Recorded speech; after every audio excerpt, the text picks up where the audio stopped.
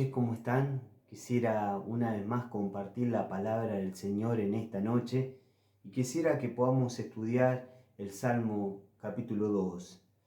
Quisiera que podamos estudiar algunos salmos seleccionados. Hace 15 días arrancamos con el Salmo 1 y hay una particularidad con el Salmo 1 y 2.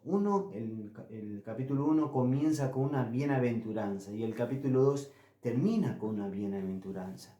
Quisiera que podamos estudiar el Salmo 2 y dividirlo en 4 partes. La primera parte son los primeros 3 versículos, habla de una rebelión contra su ungido, contra el Hijo de Dios.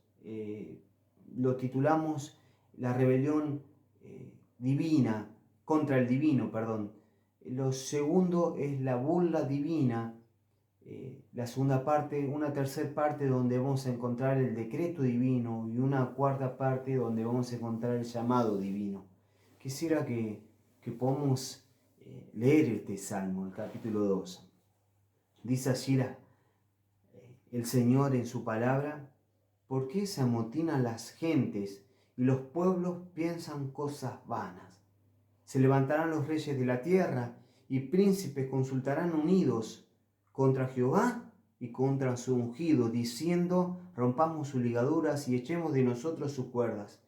El que mora en los cielos se reirá, el Señor se burlará de ellos, y luego hablará en su furor y los turbará con su ira. Pero yo he puesto mi rey sobre Sión, mi santo monte.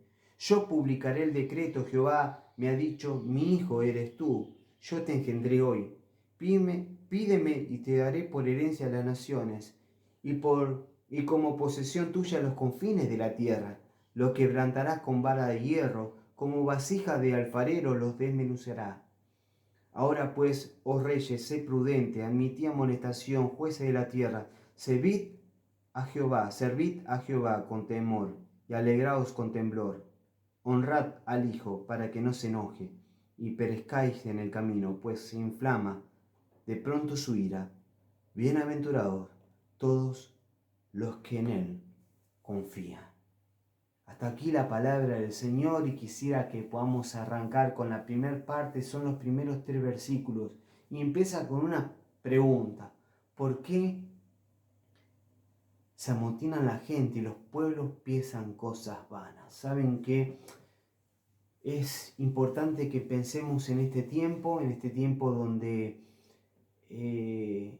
los cristianos que quieren agradar al Señor en muchas cuestiones, en muchas preguntas, se encuentran en una encrucijada cuando tienen que responder acerca de algún pensamiento, algunas leyes que van en contra la palabra de Dios, que van en contra de Dios. Es importante entender que este mundo está gobernado por Satanás. Dice que el Dios de este siglo, o sea, Satanás, ha enceguecido el entendimiento de todos los incrédulos. El mundo no entienden que va en contra de Dios, van en contra su palabra. Y es importante que entendamos que para Dios no hay grises: o estás a favor de Él o estás en contra de Él. Para el Señor no hay grises.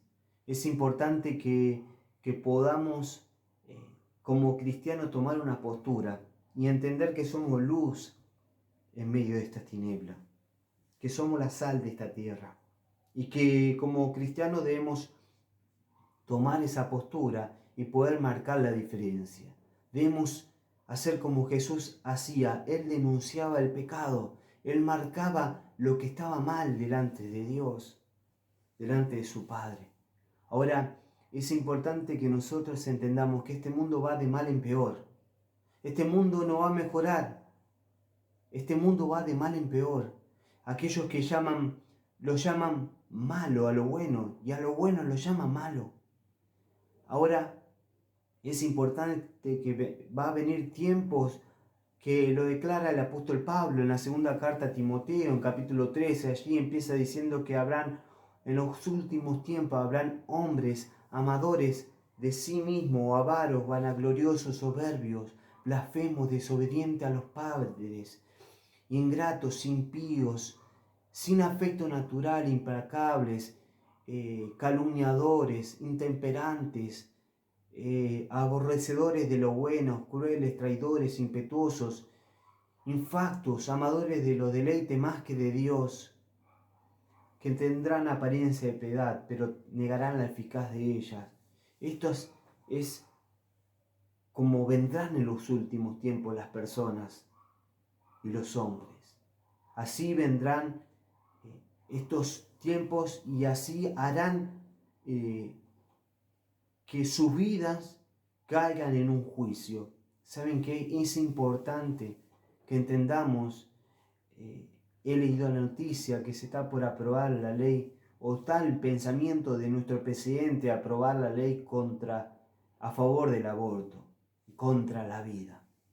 Es importante que como cristianos entendamos que eso está en contra de las leyes de Dios, en contra de lo que piensa Dios. Y nosotros como cristianos debemos tomar una postura, así con otros pensamientos que hoy en día están en muchas personas. Nosotros tenemos que marcar esa diferencia y denunciar el pecado de los demás, porque nosotros somos la luz de este mundo.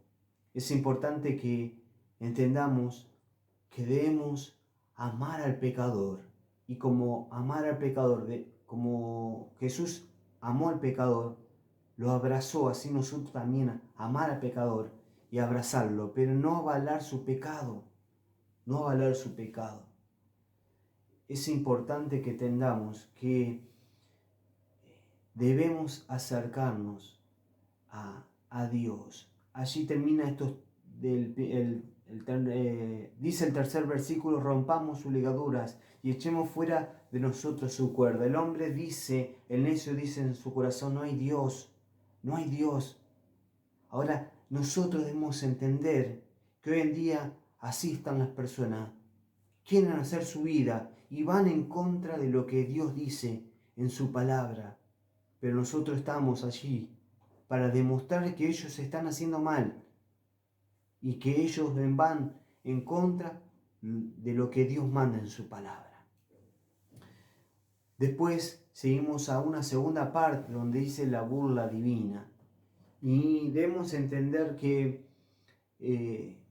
conspiraron contra Jehová y su ungido, y debemos pensar que desde que el Señor arrancó su ministerio, de cuando Jesús vino a la tierra y arrancó su ministerio, empezaron el cuestionamiento y la burla y la persecución contra él. Hasta lograr que lo crucificaran. Los sacerdotes, los escribas y fariseos, Caifás, Pilato, ¿qué hicieron? Crucificaron a Jesús. Ahora, dice en Proverbios capítulo 16, versículo 1, que el hombre propone, pero Dios dispone.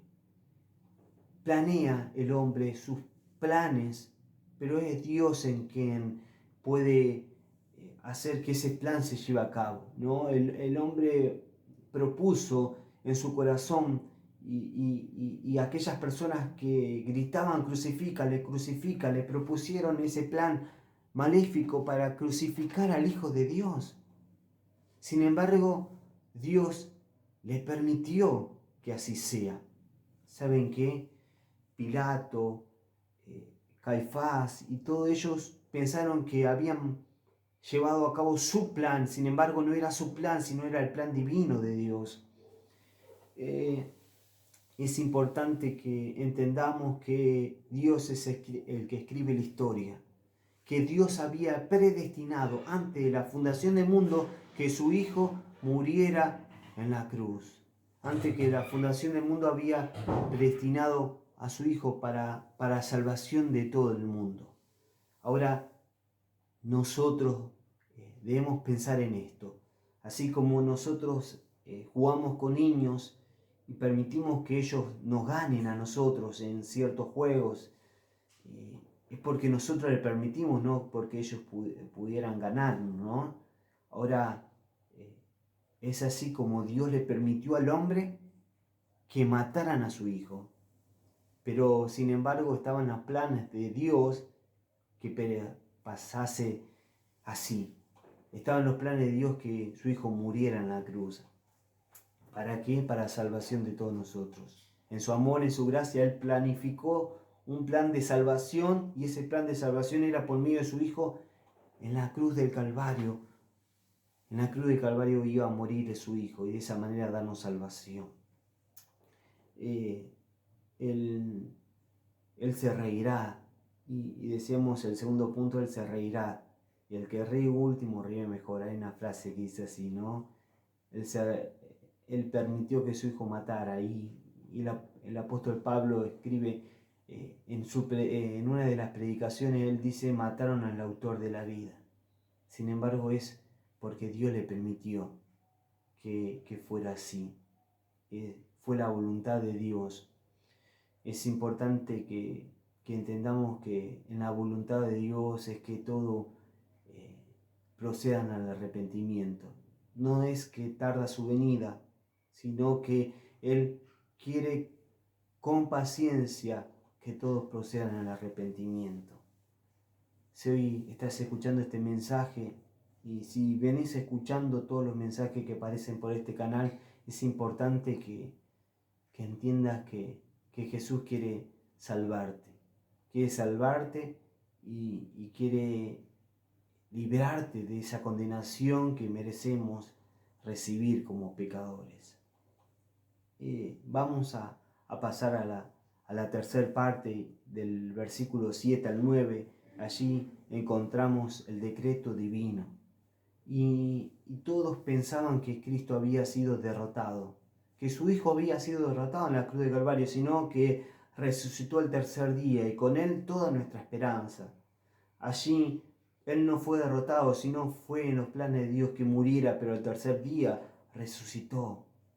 Y nosotros podemos tener salvación y vida eterna gracias a su acto de amor. Nosotros somos su herencia, así como Dios predestinó que su Hijo muriera en la cruz, también predestinó a aquellos que iban a ser salvos. Aquellos que iban a ser salvos. Y nosotros somos la herencia de su Hijo. Somos la herencia de su Hijo. Así como en Jesús encargó a sus discípulos la gran comisión, ir por todo el mundo y predicar y anunciar las buenas nuevas a todo el mundo, ¿no? Así nosotros es encargado ese plan divino. Y hoy entendemos que somos sus hijos y somos su herencia, estamos en la una paz y hay cristianos, hijos de Dios en esta ciudad, así está en esta provincia de Santa Fe, hay un montón de hijos de Dios y en toda la República Argentina y así en otros países también hay cristianos y cada uno es la herencia de su Hijo. Nosotros debemos predicar la palabra de Dios. Y por último, llegamos al final y es el llamado divino.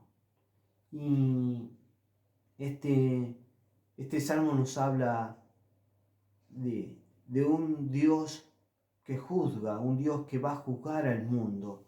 Pero vamos a entender que Dios es paciente y misericordioso y que Dios nos ama y que Dios desea que nosotros procedamos al arrepentimiento.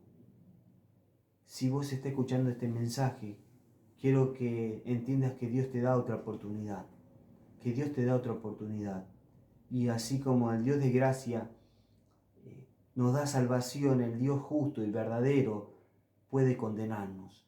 Y así como Dios no tembló su mano para castigar a su Hijo por causa de nuestro pecado, y no tembló su mano para matar a su Hijo, tampoco va a temblar la mano. ¿Qué pensás vos que va a temblar la mano para no matar o no castigar a aquellos que no se arrepienten?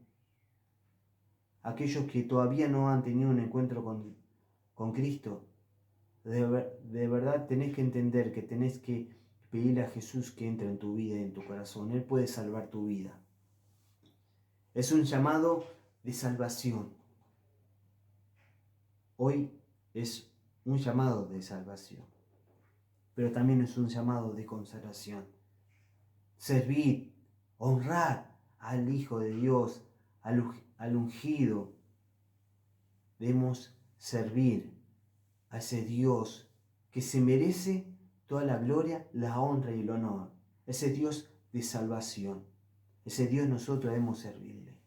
Y debemos arrancar nuestros días, como dice el salmista, de temprano te buscaré, de madrugada yo me acercaré a ti. Nosotros como hijos de Dios debemos acercarnos a Dios y poner a Dios en primer lugar y buscarlo con sabiduría y poner en cada planes de nuestra vida a Dios.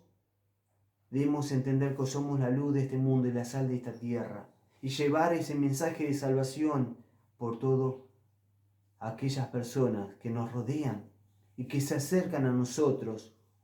Debemos hablarle a ese Dios de amor, ese Dios que va a jugar también a aquellos que no se arrepienten. Termina hablando cerrando este salmo con una bienaventuranza. Bienaventurados todos los que en Él confían. En Dios podemos confiar. En Dios podemos predisponer nuestro corazón para que Él nos cuide, nos proteja. Vamos a terminar orando. Oramos. Señor, te damos gracias porque podemos servirte, porque podemos alabarte y bendecirte, porque podemos entender en este salmo ese llamado divino de poder anunciar las buenas nuevas. Ayúdanos a poder ponerte en primer lugar y poder marcar esa diferencia, de ser esta luz en el mundo y en Laguna Paiva, Señor Dios, y ser la sal de Laguna Paiva. Ojalá que podamos entender cuál es nuestro llamado y poder marcar esa diferencia. Te damos gracias y te pedimos por aquellos que están escuchando este mensaje y todavía no han tenido un encuentro contigo, para que lo puedan hacer. En tu nombre oramos, en nombre de Jesús.